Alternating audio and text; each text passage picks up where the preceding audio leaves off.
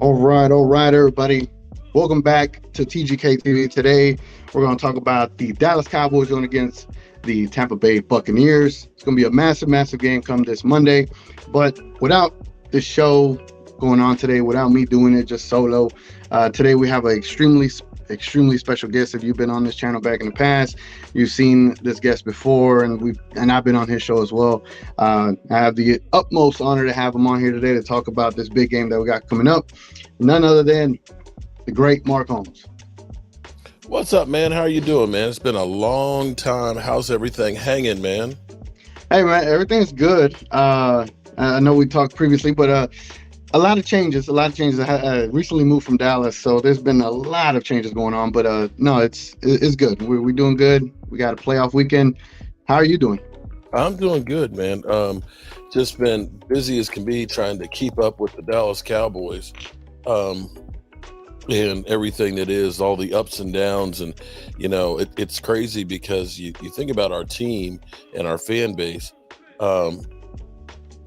and it's crazy. I mean, literally from quarter to quarter, people are ready to drop players, fire them, and this, that, and the other. And it's just gets to be nuts, and of course, everything with the Cowboys, there's always breaking news.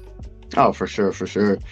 So, with today's video, I hit you up late yesterday, last minute. I appreciate you adjusting your schedule and being able to jump on here today.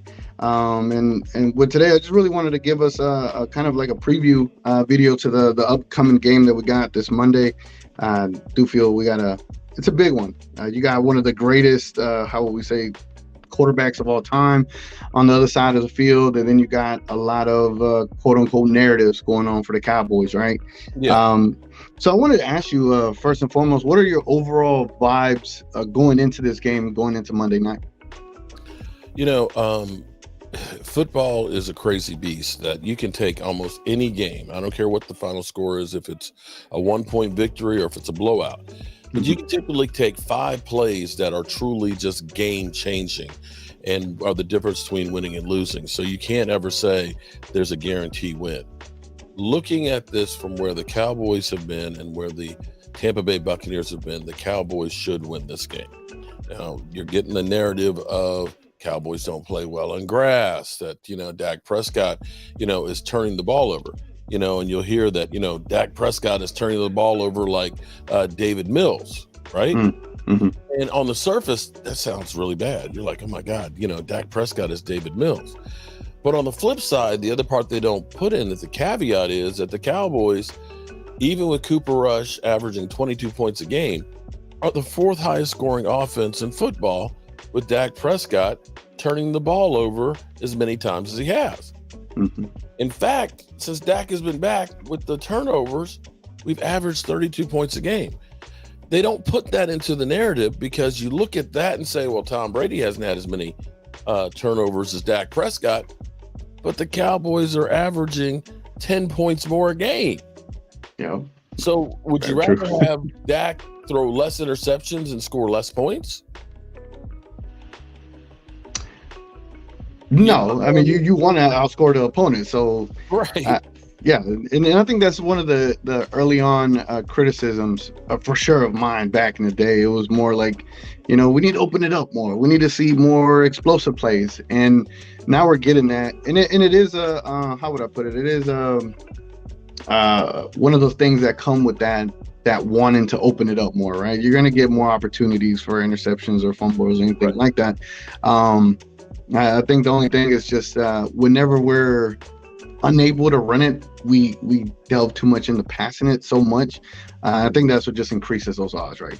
For every extra pass, you have some kind of percentage of a potential for interception. But we'll get back to that topic in a bit. I did want to touch on it a little bit more and then get some more of your feedback into the whole perception of these interceptions, right?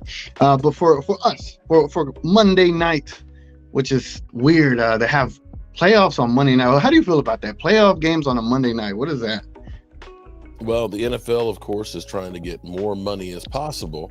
Mm-hmm. And it's really a disadvantage for the Cowboys if we win, because here it is.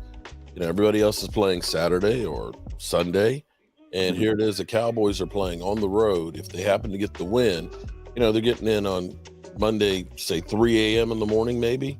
Oh, yeah. That's a good point. And you're going to be playing at the latest next Sunday or possibly even Saturday.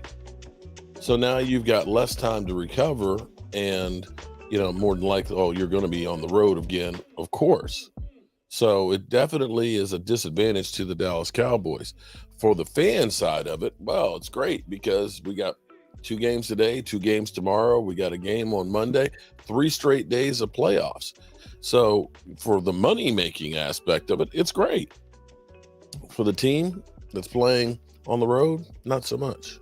Yeah, no, that's a good point. I did not think of it from the recovery perspective. Yeah, I find it odd to not have to actually have a playoff game on a Monday night. It's kind of odd. I'm pretty sure they started it last year, I think. So it's interesting. I'm just don't get it why we got it. You know what I'm saying? Like Cowboys versus Bucks, late Sunday evening would have been your numbers, right? I think you would have got a lot more viewers, but we're still gonna get a Monday night. So let's get into that game. So what do you think are the keys to victory? And I love this term because it's like, you go anywhere with this, right? But what are the 2 to 3 keys to victory that you think the Cowboys need to obtain to get a win Monday? Okay, run the football, and that's going to be the key because it's going to help you in so many different ways. It seemed like for me, looking at the game that we played against the Commanders, to me it looked like they were playing vanilla. It's like it looked like it was a preseason game. The way they came out there, they used very little motion. They didn't do play action. They really didn't use 12 personnel. You kind of heard Dan Quinn basically saying that he's been experimenting over the last couple of weeks with putting players in different positions. My hope is, and maybe I'm just Joe the fan hoping for something that's not there, that the Cowboys have figured we're going to be playing Tampa Bay. And let's go ahead and start working everything in practice towards playing Tampa Bay.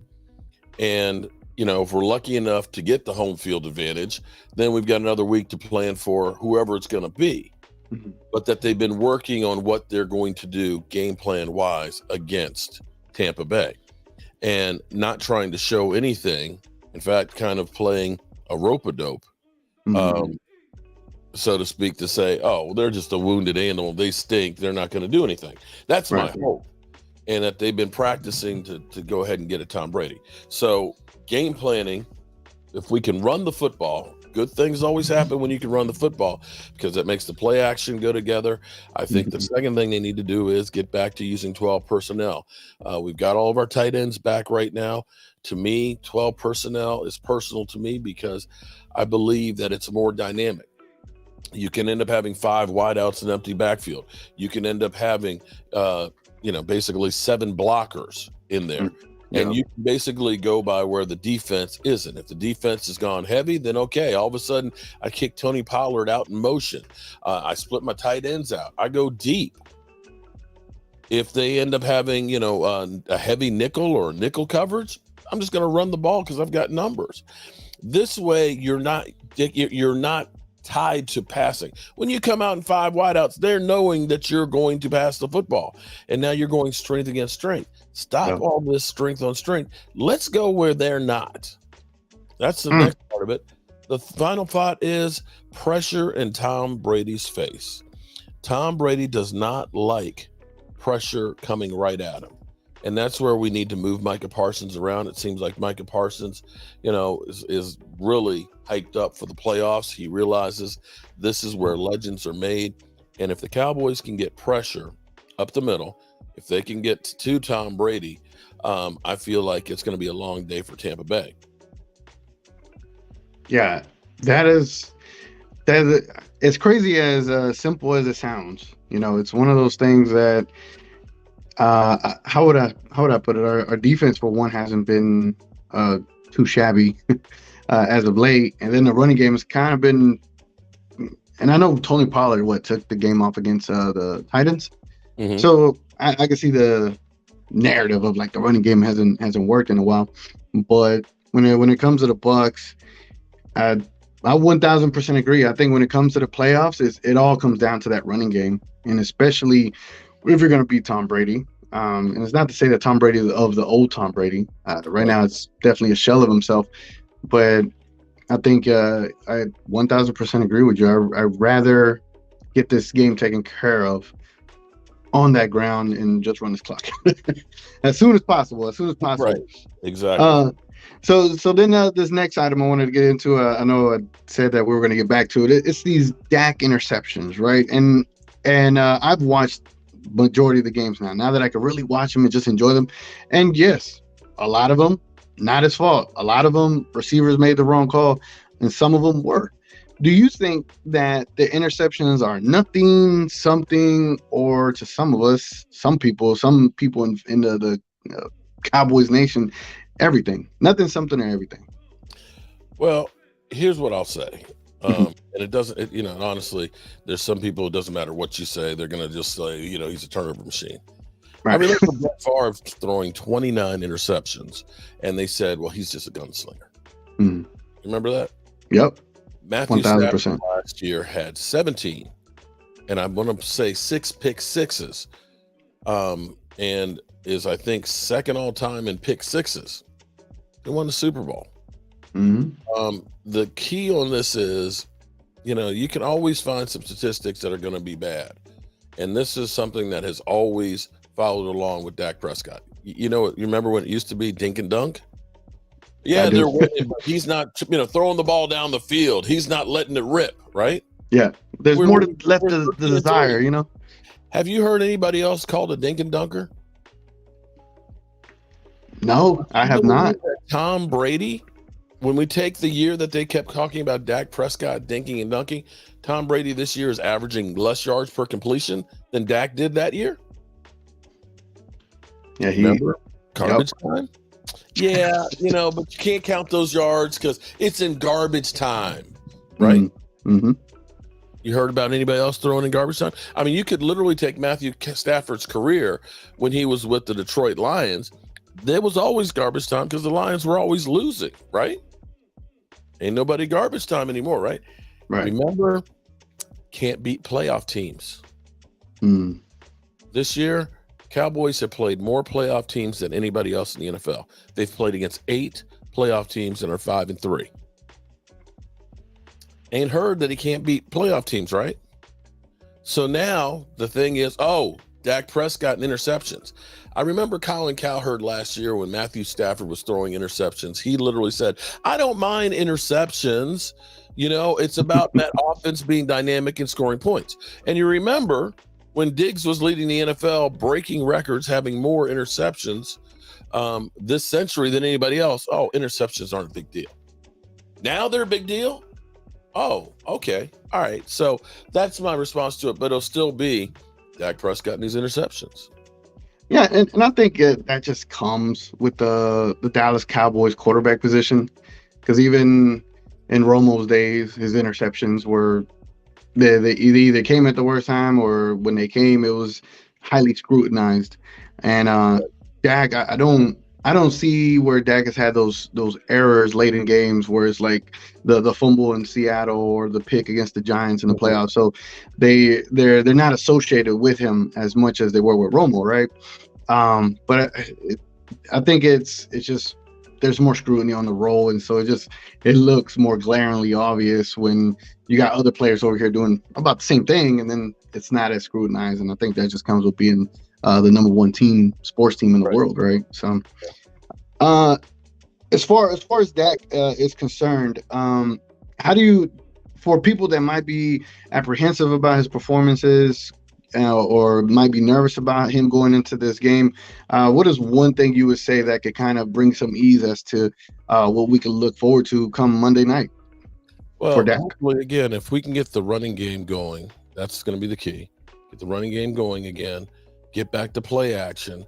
There's nothing worse than if you think about last year when we were in the playoffs of 49ers, we couldn't run the football. We only ran the ball, I think, for 77 yards versus, I think, 169 for the 49ers. They were able to control the clock. They were able to dictate us having to pass, and we became one-dimensional. And even with that, it still came down to the last few seconds. If we can get back to a balanced offense, okay, if we can get back to Tony Pollard and Zeke picking up a few yards on first down, as opposed to in Washington where they were getting 1 yard or losing 2 or 3, or having penalties where all of a sudden now it's, 2nd and 12 and then 3rd and long. Those are things that kill you. We have to get positive. Now, the good thing is Connor McGovern won't be playing center. It doesn't look like. You got, it's crazy how players that we always want to throw over the bus, we find out how important they are and how well they actually played after they've been injured. And I'll be honest, was one of those guys that people wanted to replace until you saw Connor McGovern in there. Getting him back will help. Tyron Smith is still having, a hard time adjusting to the right side, but is still better than, say, Chaz Green. But if you can get the offensive line kicked in gear and be able to pick up some yards running the football, which Tampa Bay is not good at, that is going to really open up the play action passing and really let Dak just let it rip, at least in my mind. Yeah, I'm looking forward to that, man. I hope that is the case because, we just haven't had much playoff success in terms of getting to NFC championship games or a Super Bowl. And I know you've got to enjoy a lot of the ones in the 90s. It just for me, I didn't, so Cowboys and playoff success isn't a thing that I'm accustomed to as growing up. So I think for I guess people in my age group or younger, it'd be nice to see us get some dubs in the playoffs, more than one. It would be nice. Would be. The next item I have for you, which is something I looked into, either I fell prey to it or it was just something that came naturally to me, but it's definitely something that I feel it has been a topic, and I know you mentioned it last night in your stream, but I wanted to ask you here the whole grass versus turf element and the statistics between the two and how they relate to the Cowboys. What do you say to that as far as us going to a grass building and in Tampa Bay and playing in that playoff environment in that kind of that field style or type? Well, a couple things. Let's say the concept, of course, and again, this is one of those things that is true. And I want to say Green Bay, Washington, Philadelphia, and I can't remember which other grass stadium it was that we played in. Tampa Bay. Okay. So that's 4 of them right there. Okay. Tampa Bay, we were in the game, but Dak had a terrible game. I don't know that it had a terrible game because of the field. This year, I think it was in Dallas against Tampa Bay. You're right. That was in Dallas. Yeah. Okay. But last year it was in Tampa. Okay. We want to say, we know Green Bay, of course, which was a game that we should have won, but we ended up losing. I don't know that it was the field was the reason we lost that. Philadelphia, we had 3 turnovers by Cooper Rush in that game and still had a chance. Let's see. Washington, I don't know that they prepared for it.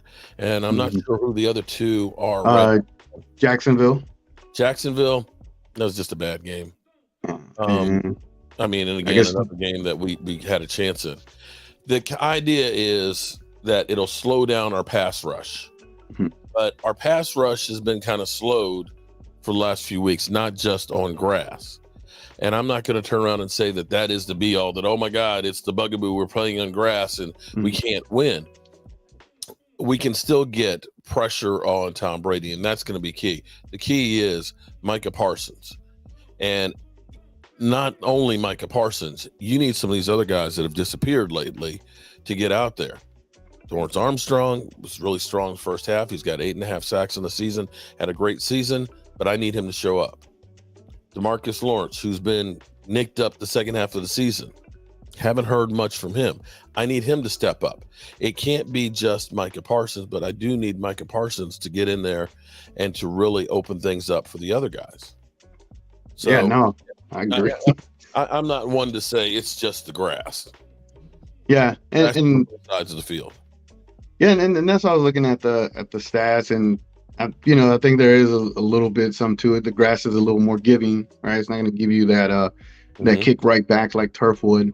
Um, but at the same time, the other team is playing on grass too, right? Right. So there's not much of an excuse to go get a job done. But I can see how the I can see how stats could be skewed when one team is accustomed to turf versus not. Um, but good point when it comes to the defense. Micah Parsons opens up everything else for everyone, and uh, the guy's been battling with injuries here and there, or he's been battling with them the last couple of weeks. And I feel like Mhm. he should have rested against Washington. What do you think to that? Like, should have we just rested You particular know, players like Parsons? I tell you, actually, that game, especially to me, I would have pulled the starters after the first half, after we got that score, knowing that the Eagles were already up and probably going to cruise, Hmm. and leave it at that. I still am mystified why we ended up having everybody out there still late Yeah, into the fourth quarter. To me, that was just ridiculous, and we're fortunate that nobody got hurt. yeah, totally agree. That could have been a recipe for disaster right there with Yeah. how poorly we managed that. Um, Another thing here we go, right? There's a lot of narratives going into this game. One of the narratives is that Tom Brady is still undefeated against the Dallas Cowboys, and I believe he's what 7-0, 8-0 against us all time. Yep. For you, do you think that there is something to that? Like the universe just says, "Oh, Tom Brady will never lose to the Cowboys, and he will end his career as such," or is this like the perfect recipe for us to send Tom Brady into his retirement party and his retirement ceremony, and this is the game? I think that this is the chance to get there. And I believe that this is a psychological um, barrier that we Mm, have to get past. And if we can get past this, I think it'll actually propel us um, a long ways. did you see that report of what Mike McCarthy did and I think like to prepare the team for this playoff game? Oh, are we talking about the baby pitchers? Yes, yes, yes. Yeah, I actually love that because unfortunately for the players, they have the last 26 years on their back. That Mhm. everybody's saying, "Oh, well, the Cowboy." Listen, I wasn't born when the Cowboys were doing all that stuff, and so for Mike McCarthy to put that out there to them, I think was actually a good thing because now we can say, "Okay, this, forget that other stuff. Let's just go out and play a game." Yeah. No, 1,000% agree with that. I actually liked it. It's kind of like this is not your baby, right? Like there's a new this is a new cast of crew, and none of that is associated with the current us. I actually like the psychology behind it, just to get us prepared to go against quote unquote one of the goats, even though he's not playing Right. like one of the goats. Right. So if how would I put it, like an unbiased perspective, if you were on the other side of the Unbiased. field, You're asking me for unbiased. Okay. yeah, I'm gonna put you in a different side of the field. So we're on the Cowboys side. I'm gonna put you on the Bucks side. If you were a Tampa Bay Bucks fan or analyst, right? What would be your keys for the Bucks' success to victory against the Cowboys? Stop the run. Stop the run and make Dak Prescott have to beat me with his arm. That's the Mm, key right there. Um, Offensively, I've got to make sure that CD Lamb doesn't beat me. So I'm mm, double covering him and challenging with the other guys. man, And if I'm Tampa Bay, I need to go ahead and be able to run the football as well to try and keep the Dallas Cowboys from being one dimensional, lining up and teeing off of Tom Brady. yeah. When you look at it from another side of the field, it's like, dang, so that means we need another receiver. Like, it'd be nice to have another one because if you shut down one of them, you're left with who you're left with. You're left with Brown and Gallup, and what would you say? Have they been the twos and the threes that we would have wanted or expected? How do you feel about their performance so far this entire season? Well, Michael Gallup, which is, of course, the guy we decided to keep and pay, has been, you have to look at it like it is, and has been a disappointment that he is not able to get downfield like he used to. It used to be Michael Gallup was the guy that you knew could get deep on everybody. He can't really get separation. Now, that's something I believe will come back in time. But coming back from an ACL just takes a long time. It's really a year plus coming back. Not too many people come back like Adrian Peterson did. And so from that standpoint, you're hurting there. CeeDee Lamb has been better than advertised. CeeDee Lamb has been incredible with what he's done this season. And you feel great about that. But then he's got just a bunch of other guys. Noah Brown, it's a good season for Noah Brown, but Noah Brown has been in too many games the go-to guy down the stretch. And I kind of think of him kind of like Clifford Franklin from the Replacements, Clifford Franklin, ball's going to bounce all over the place. So, you do need, and as much as people, want Dak is throwing into double coverage and he's trying to force it. Well, here's the problem. You're going to double cover CeeDee Lamb. Okay. Noah Brown then is your number 2, or Michael Gallup is, and neither of them are getting separation. And then you got Noah Brown who, he's going to be right there bouncing the ball over the place. You don't have a whole lot of options. You don't see guys wide open. You know how many times we've seen guys there by themselves and easy touchdown passes? When's the last time you really saw Cowboy players, wide receivers, just wide open? You don't. The only one, CeeDee Lamb. If they measure separation, that we're one of the worst teams with wide receiver separation. So that has hurt the quarterback position and hurt the Cowboys. It was a miscalculation of letting go Cedric Wilson. It was a miscalculation of thinking that we can just go and move on with Amari Cooper and we can replace him with Jalen Tolbert.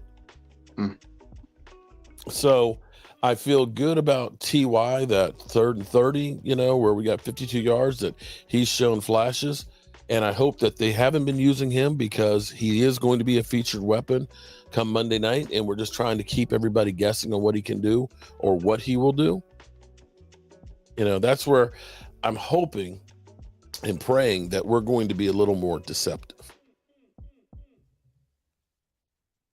Yeah, that would be nice, because to utilize T.Y., what we saw against the Eagles is like, oh, great, we got a guy here, and then we haven't seen him featured much in that regard as of late. So it would be nice to just give CeeDee Lamb less coverage, to have another option out there for Dak, especially with having Tony Pollard back as well. My hope is that maybe we're getting crafty.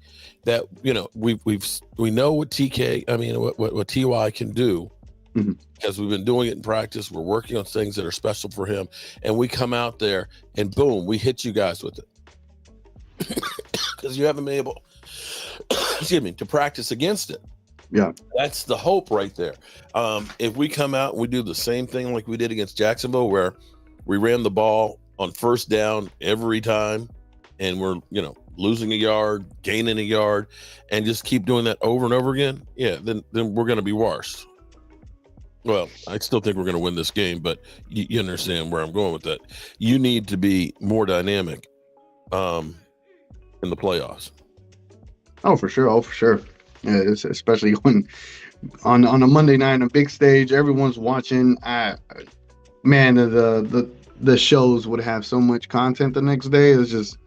It'd be unbearable to even turn on a TV. So just two more topics before we get up out of here. I'm not trying to hold you too much longer, Mark Holmes. I do appreciate you being on here.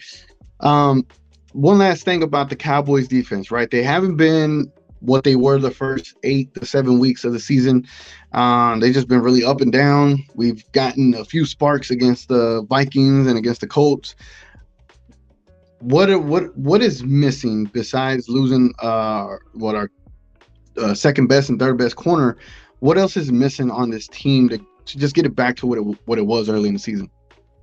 Well, again, injuries have been a big part of it, and injuries are something everybody has to deal with. The Cowboys have actually been good at being resilient, losing players. The running game definitely hurt. Again, we've talked about players that people look at and say they're a bum, get rid of them. Van Der Esch is one of those guys. You realize in the running game, Yeah, he gets carried down the field sometimes. Uh-oh. We're here alone, it looks like. I am in the room. TK. Hello. Okay. Let's see if he's coming back. I don't know if we're live or not. Do it live. Do it live. Let's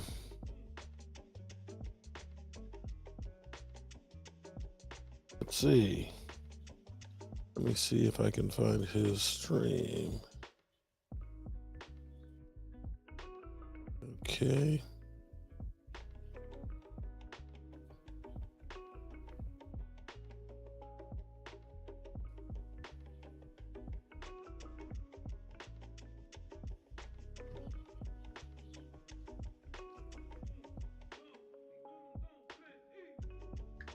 Can you hear me?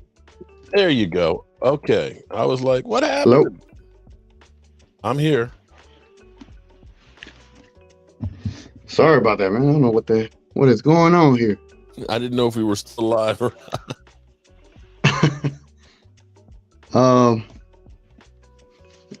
guess something happened with my phone. Because so what I'm doing is like the laptop connects to the phone, connects into the video back here. But yeah, we're at the point of can you still hear me though? Yeah, I can still hear you fine. Okay. So yeah, we're at the point of ending the broadcast here to begin with anyway. And I just wanted to, before we got out of here, just to get your thoughts on what do you think the score prediction is going to be for Monday night? For Monday night, oh lordy, 31-13. Wow. You got us in like almost a 20-point victory come Monday night. I really believe that the Cowboys, and I hope it doesn't come back to bite me in the ass, but I honestly believe that the Cowboys are going to show up on here. I think they're tired of hearing everybody talk about how bad they are and everything else. And like I said, I think that we're going to be seeing a different Dallas Cowboy team than we've seen the last 2 weeks or so. I believe, and maybe I'm crazy, but as I look at Tampa Bay, Tom Brady had 428 yards passing. They got 3 takeaways and still barely beat Carolina. Their division is nothing. I mean, come on. It's the Atlanta Falcons, the Carolina Panthers, and the New Orleans Saints. If the Washington Commanders were in that division, they would have won the division. And the fact that the Washington Commanders actually average more points than Tampa Bay is just not a good team right now. Yeah, no, I would agree with that sentiment. We should win this game regardless. They got lucky that they're in the division that they're in. Right. If they were in the NFC East, they would not necessarily be in the playoffs, so to speak. So any other division, they wouldn't be in the playoffs. They got to lose. Yeah, well, 1,000% agree, man. Yeah, I got the Cowboys. That gives us 32 a game. I can see us getting 30 just because it's playoffs. So yeah, 2 points less, but I can see us winning 30 to 17. I got 30 to 17. We should win, and everything being considered, we should win this game. I agree. But again, you got to be ugly. Yeah. All right, Mark Holmes, I see you got your Big D Energy shirt back there. If you want to go ahead and let us know where we can find your stuff at, let the people know where we can find you at and all that good stuff, man. This is a request shirt from DMV. If you're looking for me, Cowboy Joe Boo on Instagram, Twitter, YouTube, or Mark Holmes, and something will come up. I guarantee you, Mark Holmes, Joe Boo Sports Report. My website is actually Joe Boo's Man Cave. So if you type in Joe Boo's Man Cave, you can get there, and I've got all kinds of stuff that's there, from my shirts to my plaques and everything else. Stuff for your man cave that you'll definitely enjoy. Okay. Awesome, man. Thank you so much again. Once again, appreciate you. I know it's been a long time since we've collaborated. If you ever need me to hop on, I'm not all the way into the Cowboys like I used to know everything, every single player, but I come on and give you some commentary if you ever need me, man. But thank you again for hopping on here. Will play well enough to bring you back full time and make you a believer again. I hope so, man. I hope so. I'll be doing a pregame show come Monday. So I know Okay. you'll be doing a whole game show. So once I'm doing my pregame, I'll jump on yours and be in your comments. All right, man. I appreciate you, dog. All right, man. Okay. See y'all later. Let's go Cowboys.